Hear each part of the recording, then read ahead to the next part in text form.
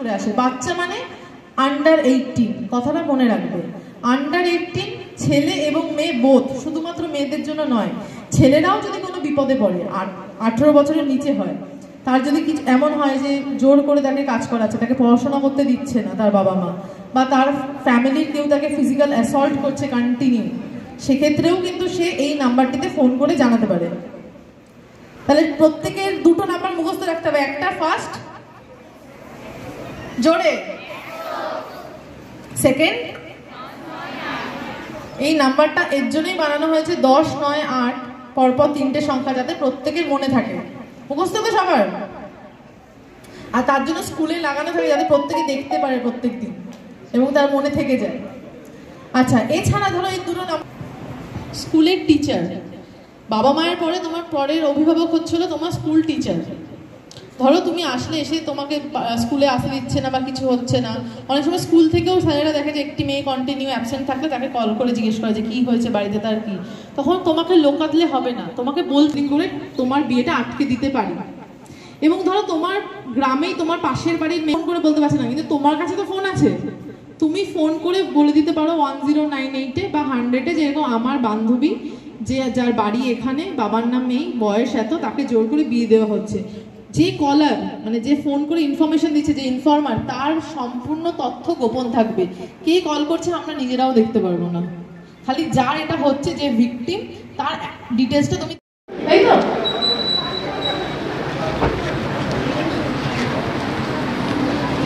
তো এই ক্ষেত্রে আমার একটা বলার বিষয় আছে, সেটা হচ্ছিল, যদি আমি তাকে ফিজিক্যালি বা কোনোভাবে না চিনি, কমন ভাবে, তাহলে সেই ফ্রেন্ড রিকোয়েস্ট আমি অ্যাকসেপ্ট করব না।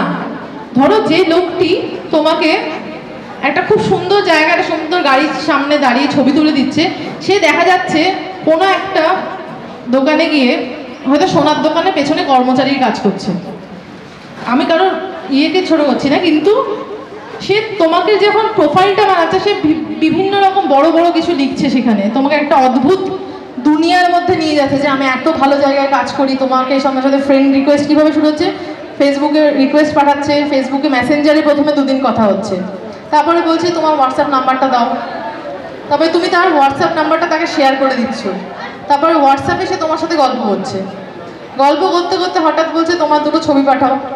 যেটা হয় আমাদের এই তোমাদের মতোই ছোটোখাটো বাচ্চারা আমাদের কাছে যায় গোঘাট থানাতে, তাদের কাছ থেকে যা এক্সপিরিয়েন্স পায় সেটাই তোমাদের শেয়ার করছি, যাতে তোমরা বিপদে না পড়ো। তাই যা বলবো প্রত্যেকে একটু মন দিয়ে শুনবে। ধরো তোমাকে বলো তোমার দুটো ছবি পাঠাও, তুমি দুটো ছবি পাঠালে, প্রথমে এরকম একটা বাটারফ্লাই টাইপের ব্যাপার ঘটছে, তারপরে তোমাকে শুরু করবে বলা ভিডিও কল করো, ভিডিও কল তুমি স্টার্ট করছো, তারপরে হয়তো তোমার কাছে এমন কিছু ডিমান্ড করবে যেটা তুমি ভাবলে যে না, এটা তো আমার পক্ষে করা সম্ভব নয়। তোমার কাছে এমন কিছু ছবি চাইবে বা তোমাকে ফোন ভিডিও কলের মাধ্যমে কিছু করতে বলবে, তখন তোমার মনে হবে যে না, এবার উনি লিমিট ক্রস করছে। তখন তুমি হয়তো তাকে বললে যে না, আমি এটা করতে পারবো না, বা আমি এটা আপনাকে শেয়ার করতে পারবো না। তখন শুরু হবে থ্রেট কলস। তোমাকে ব্ল্যাকমেল করবে যে তোমার ছবি আমার কাছে আছে, আমি কিন্তু এটা ফেসবুকে দিয়ে দেবো যদি তুমি আমার সাথে দেখা করতে না আসো, বা তুমি আমাকে এটা না পাঠাও, বা এরকম যদি না করো। এবার তুমি তো ভয় পেয়ে যাবে যে আমার বাবা মা যদি জানতে পারে তাহলে আমার কি হবে, বা আমার বন্ধুরা যদি জানতে পারে কি হবে। এবং যখন এই থ্রেটটা আসে, তখন কিন্তু সেই মেয়েটি খুব বেশি নার্ভাস হয়ে যায় এবং সে তার মাথা কাজ করে না। সেই ক্ষেত্রে তুমি কি করতে পারো? ফার্স্ট অফ অল, তোমার ভয় পাওয়ার কোনো কারণ নেই। প্রথমেই তুমি তাকে বলে দাও যে এটা আমি করবো না, সে যতই থ্রেট করুক। তুমি যতক্ষণ না তাকে কিছু শেয়ার করছো, সে কোনো থ্রেট করে কিছু করতে পারবে না। সেকেন্ড টাইম হচ্ছে হলো, সেকেন্ড যেটা করণীয়, তুমি কাউকে বিষয়টি রিপোর্ট করো। কাকে রিপোর্ট করতে পারো? তোমার বাবা মাকে, যদি বাবা মাকে বলতে ভয় লাগে, স্কুলের বান্ধবীকে এবং স্কুলের টিচারকে। যদি এদেরকেও বলতে না পারো, থানায় চলে আসো, আমরা আছি। একটা সাধারণ ছোটোখাটো জিডি মাধ্যমে আমরা সাইবার ক্রাইমগুলোকে আমরা কিন্তু ট্যাকেল করতে পারি। তুমি যখনই রিপোর্ট করলে, আমরা সঙ্গে সঙ্গে ওই ব্যক্তিটির যে রেফারেন্স আছে তার মাধ্যমে তাকে ট্র্যাক করে বিষয়টিকে কিন্তু বন্ধ করতে পারি। বা ক্রাইমগুলো হয় সেগুলো কিন্তু আমরা থাকি, এবং প্রত্যেকটি থানাতে এর জন্য একজন স্পেসিফিক অফিসার আছে, একটা টিম আছে। এছাড়া আমাদের হুগলি রুরাল পুলিশ ডিস্ট্রিক্টে সাইবার ক্রাইম পুলিশ স্টেশন বলে একটা স্পেসিফিক পুলিশ স্টেশন আছে, যে পুলিশ স্টেশন এই বিষয়টি নিয়ে দেখে। তো তারা তাদের কাছে কিন্তু এই বিষয়টি রিপোর্ট করলে তারা কিন্তু খুব ব্যাপারটিকে চার্জে নেয় এবং যেটা সমাধান করা করে, এবং তোমার ভিকটিম যে থাকে তার কিন্তু ভয় পাওয়ার কোনো বিষয় নেই, এবং তোমার বাবা মাকে বললে আশেপাশে তারা তোমাকে হেল্প করবে, তোমাকে ভয় দেখাবে না, ঠিক আছে? তাই যদি এরকম কিছু হয়ে থাকে, ফেসবুকের ক্ষেত্রে আমরা 2-3টে নিয়ম ফলো করবো যে আননোন ফ্রেন্ড রিকোয়েস্ট আমরা অ্যাকসেপ্ট করবো না। ধরো তুমি কাউকে চিনলে যে এ ওর দাদা বা ও ওর ভাই, সেক্ষেত্রে অ্যাকসেপ্ট করো, কোনো অসুবিধা নেই। কিন্তু একদম আননোন, যাকে তুমি দেখোনি, চেনো না, জানো না, হঠাৎ করে চলে এসছে, এরকম কাউকে অ্যাকসেপ্ট করবে না। করলেও নিজের ডিটেলস, তুমি কোথায় থাকো, কোন স্কুলে পড়ো, কত তোমার বয়স, তোমার প্রাইভেট পিকচার্স এবং তোমার নাম্বার, এটা কখনো কাউকে শেয়ার করবে না। আর ফেসবুকের পাসওয়ার্ড শুধুমাত্র যেন তোমার কাছে থাকে, তোমার কোনো স্পেশাল ফ্রেন্ডের কাছেও যেন না থাকে, তাহলে কিন্তু ভবিষ্যতে তোমাকে সে সেটা দিয়ে ব্ল্যাকমেল করবে। মনে থাকবে সবার। আমি শুভজিৎকে বলবো, CI sir Shri Arup, inspector Arup Bhowmik, এবং আমাদের গোঘাট থানার অফিসার ইনচার্জ ইন্সপেক্টর মধুসূদন পল মহাশয়, আমি স্যারকে বলবো, স্যার কিছু বলবো। শ্রদ্ধা জানিয়ে সামনে আমার যা স্টুডেন্ট ভাই বোনেরা আছে তাদেরকে যথাযথ অভিনন্দন জানিয়ে 2-4 কথা বলতে চাই। আজকে ম্যাডাম যেটা বললো সেটা বোঝা গেল, কিছু বুঝতে পারলে, কিছু লাভ হলো। আজকে তোমরা স্কুল বন্ধ করে যে আমরা এখানে এসেছি, তোমাদের সঙ্গে কথা বলছি, কিছু শিখতে পারলে? হ্যাঁ না বলবে কিছু? আচ্ছা, আশা করি এটা শিখবে। তোমাদের যেটা ম্যাডাম যে কথাগুলো বললো এটা মন দিয়ে শুনতে হবে। আমি আরো 2-4টা বলতে চাই, একই কথাই বলবো, হয়তো সেটা অন্যভাবে একটু হবে। আমি বলবো যে তোমরা এখানে পড়াশোনা করছো, সবাই জানো তো যে বিয়ের বয়স কত হয়, মেয়েদের ক্ষেত্রে কত বছর বয়সে বিয়ে করা যায়? 18। সবাই জানো তো? আর ছেলেদের ক্ষেত্রে কত বছর বিয়ে করা যায়? 21। বা ভেরি গুড, তোমরা সব জানো এটা। এবার আমি যেটা বলবো, কখনো কিন্তু 18 বছরের আগে কারো মেয়েদের ক্ষেত্রে বিয়ে হবে না, এটা আজকে থেকে প্রতিজ্ঞা করতে হবে। যদি মা বাবা বিয়ে দিতে চায় কোনো মাধ্যমে আমাদের জানাবে, আমরা সেটা যাতে মা বাবাকে বুঝিয়ে তোমাদের বিয়ে দেয় না দেয় 18 আগে, সেটা আমরা চেষ্টা করব এবং সবাই মিলে করতে হবে। যদি দেখা যাচ্ছে যে বাড়ির পাশের কোনো বোনের বা দিদির বা বান্ধবীর বিয়ে হচ্ছে, যে যার বয়স 18 হয়নি, তোমরা কোনো মাধ্যমে আমাদের কাছে জানাবে। তোমাদের প্রত্যেকটা এলাকায় আশাকর্মী আছেন, মাস্টারমশাইরা আছেন, দিদিমণিরা আছেন। যদি সেটাও না করো, তাহলে আরেকটা কথা বলে যাই, সবার বাড়িতে ফোন আছে। তোমরা কি করবে, একটা নম্বর আছে যে নম্বরে ফোন করলে হেল্প পাওয়া যায়। জানো সেই নম্বরটা কত? কত? 100 না, 100 তো সে পুলিশের হেল্পলাইন, সেটা নয়, 1098। তোমরা জানো না 1098 এটা চাইল্ডের ব্যাপারে কিছু ইনফরমেশন থাকলে সেই নম্বরে জানাবে।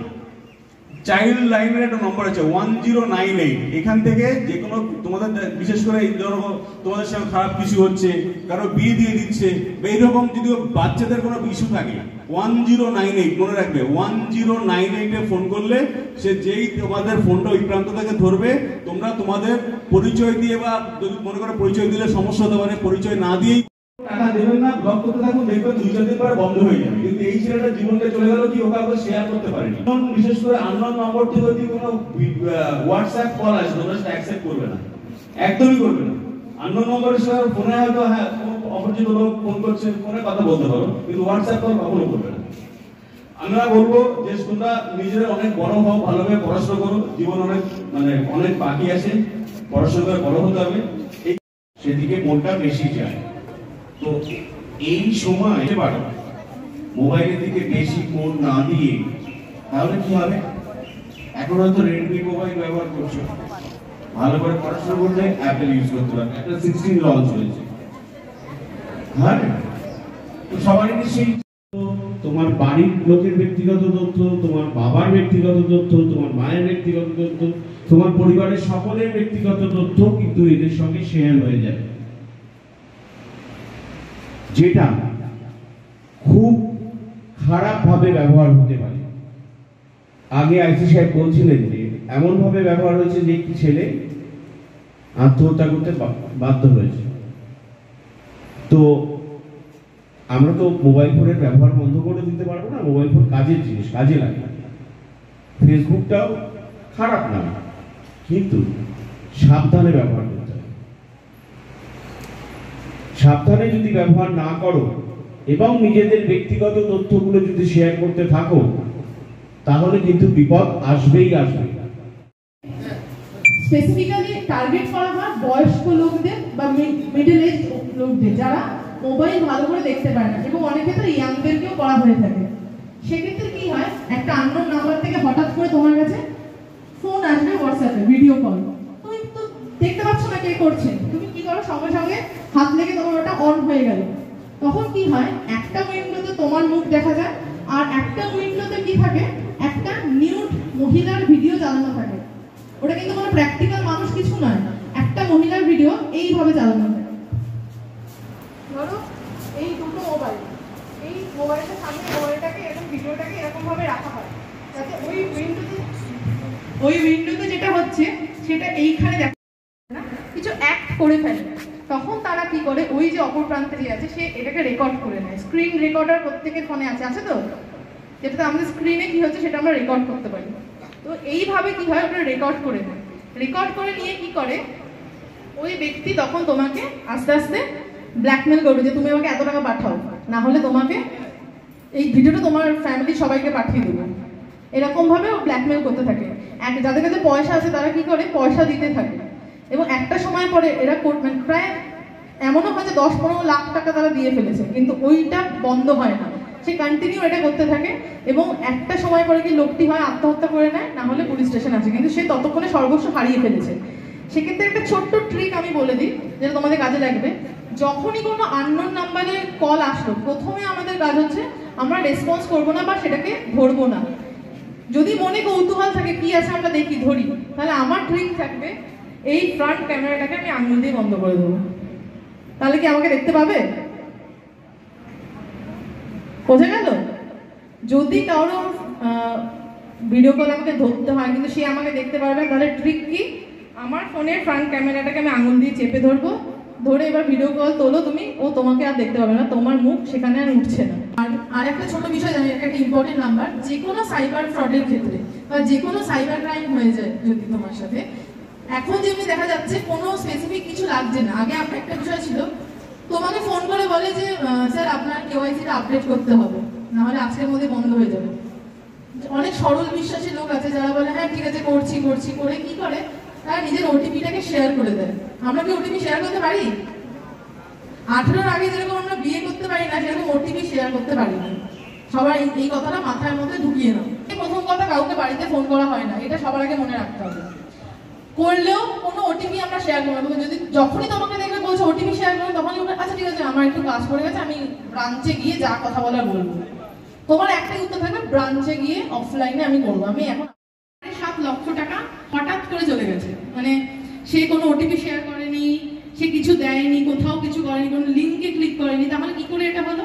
আমাদেরও মাথায় হাত, কি হলো দেখবে অ্যাপ থাকে, ওই অ্যাপের মধ্যে ক্যাটাগরিজ থাকে, প্লে স্টোর থেকে এগুলো আমরা ডাউনলোড করি, কিন্তু এপিকে বলে একটা স্পেশাল ক্যাটাগরি অফ অ্যাপ আছে যেগুলো বেসিক্যালি ফেক হয় এবং ফ্রড অ্যাপ হয়। দুটো অ্যাপের নাম আমার মনে পড়ছে, মানে টিম ভিউয়ার বলে একটা অ্যাপ আছে, টিম ভিউয়ার। তোমার ওই যখন ডাউনলোডের সময় তোমাকে দেখবে অনেক অ্যাক্সেস দিতে হয় না, যে অ্যালাউ, তুমি ডোন্ট অ্যালাউ করবে, দেখবে ওর কাছে এরকম বড়, ওর কাজই তো হচ্ছে ফ্রড করা, তোমার টাকা সব নিয়ে নিচ্ছে। তাই কেউ যদি কোনো ফ্রডস্টার যখন কল করে, তাদের কথাবার্তা ভীষণ বিনম্র হয়, তোমাকে কনভিন্স করে নেবে, এটাই ওদের আর্ট। কিন্তু যতই কনভিন্স হোক, কয়েকটা জিনিস আমাদের মনে রাখলেই আমরা কেল্লা ফতে করে দিতে পারবো। কি? এক হচ্ছে কাউকে ওটিপি শেয়ার করবো না, সেকেন্ড হচ্ছে হলো কোনো রকম অ্যাপ যদি আমাকে ডাউনলোড করতে বলে আমি করবো না। 10টা বেজে গেছে, 12টা বেজে গেছে, তুমি আসতে পারছো না, তোমার প্রথম কাজ হচ্ছিল, আমাদের সাইবার একটা হেল্পলাইন নাম্বার আছে, যেরকম 100 পুলিশের হেল্পলাইন নাম্বার, সেরকম সাইবার হেল্পলাইন নাম্বার হচ্ছে 1930। 193 পোর্টাল হয় এনসিআরবি। এইখানে কিন্তু আমরা আমাদের যে সমস্যাটা সেটা রেজিস্টার করতে পারি। সঙ্গে সঙ্গে ও তোমার কি করবে, সাইবার ক্রাইম পোর্টাল তোমার ব্যাংকটা ফ্রিজ করে দিতে পারে যাতে অন্য কোনো ট্রানজাকশন না হয়, বা একটা প্রিলিমিনারি অ্যাকশন হয়ে যায়। তারপরে সঙ্গে সঙ্গে তুমি পরের দিন এসে লোকাল থানাতে গিয়ে জানাতে পারো, তাহলে কিন্তু তোমার যে টাকাটা গেছে সেটা যত তাড়াতাড়ি রিপোর্ট করবে সেটা ফিরে পাওয়ার চান্সেস কিন্তু অনেক বেশি। আচ্ছা, এবার আমি বলবো যে আমাদের বদনগঞ্জ বিট হাউসের ইনচার্জ যিনি আছেন এসআই শুভজিৎ দে, ওনাকে কিছু বলবো। আমাদের এক বিশেষ অনুষ্ঠানে অ্যাওয়ারনেস প্রোগ্রাম, এই প্রোগ্রামে আগত মাননীয় আরামবাগ থেকে আসা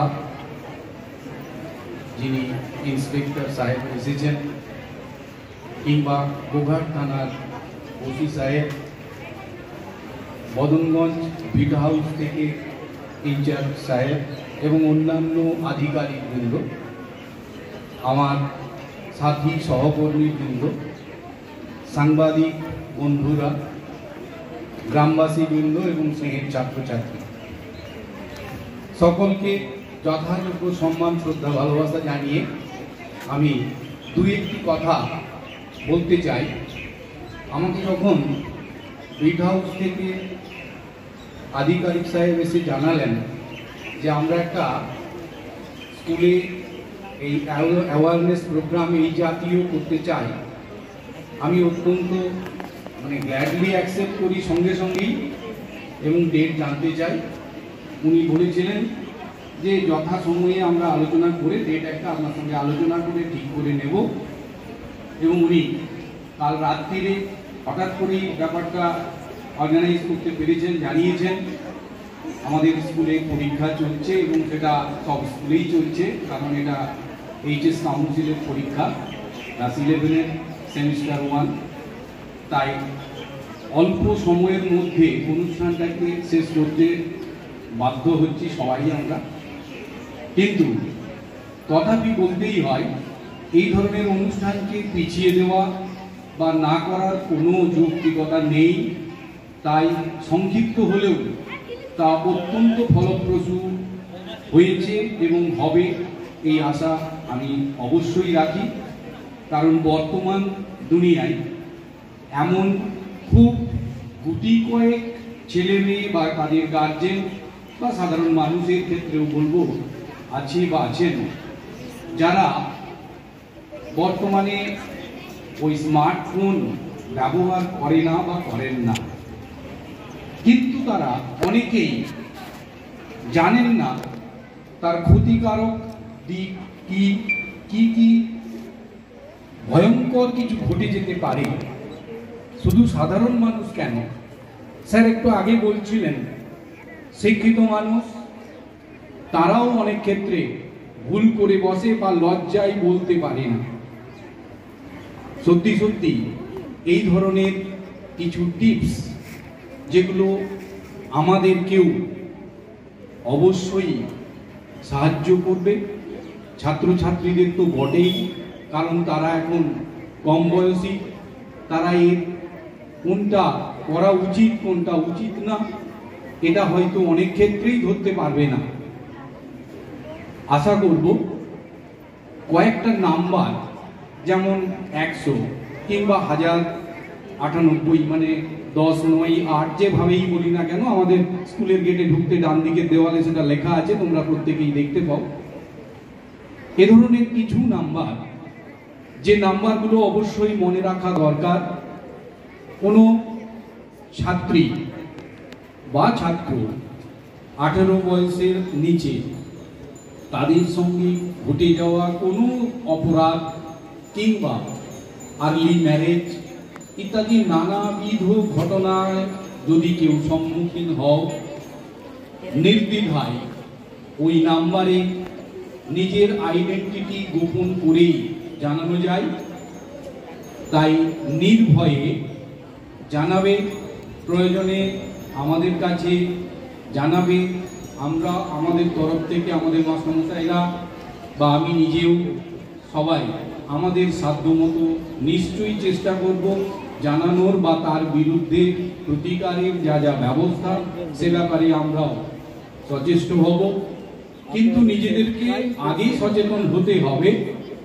যে যে টিপসগুলির কথা স্যার বা ম্যাডাম বললেন, সেগুলি আমাদের অবশ্যই ভুলে গেলে চলবে না, মনে রাখতে হবে।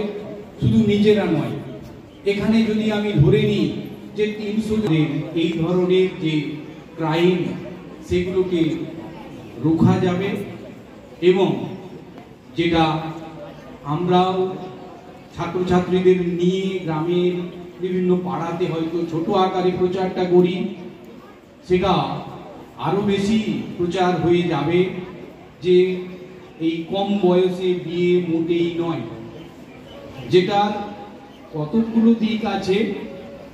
যে শারীরিক গঠন সম্পূর্ণ হয় না, এটা যেমন অবশ্যই একটা বিজ্ঞানসম্মত দিক। তার পাশাপাশি আমাদের পড়াশোনার ব্যাঘাত ঘটল। অধিকাংশ ক্ষেত্রেই কম বয়সে বিয়ের পর পড়াশোনা বন্ধ করে দেয়। সেটা একটা সমাজের ক্ষেত্রে, বৃহত্তর ক্ষেত্রে, দেশ গঠনের ক্ষেত্রে, জাতি গঠনের ক্ষেত্রে একটা বড় অপরাধ, বড় পিছিয়ে পড়া।